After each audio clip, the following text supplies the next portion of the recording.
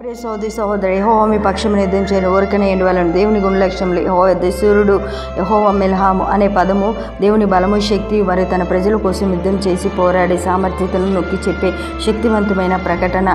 దేవుడు యుద్ధంలో అత్యంత శక్తివంతమైన వాడుగా ఉండి తన ప్రజల కోసం పోరాడి శత్రువుల నుండి విడిపించగల రక్షకుడు అనే భావం నాకు సంబంధించినది.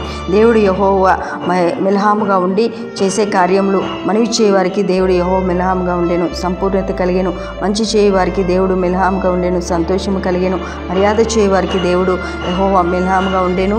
సంపద కలిగేను. నా ప్రియ దేవుని బిడ్డ కేవలం సృష్టికర్త మాత్రమే కాదు, ఆయన యెహోవా మిల్హాముగా ఆధ్యాత్మికముగా భౌతికముగా ప్రజలకు ఎదురయ్యే సవాలుతో పోరాడుతూ యుద్ధము చేసి విజయమును అనుగ్రహించువాడు. నేడు నీవు ఎటువంటి పరిస్థితులతో పోరాడుతున్నా యెహోవా మిల్హాం ఆశ్రయించుము. ఆయన నీ పక్షమున నీ సమస్యలతో యుద్ధము చేయను, నీకు గొప్ప విజయము అనుగ్రహించును. అటు కృపా ధన్యత దేవుడు మీ అందరికీ దయచేయునుగాక. ఆమేన్.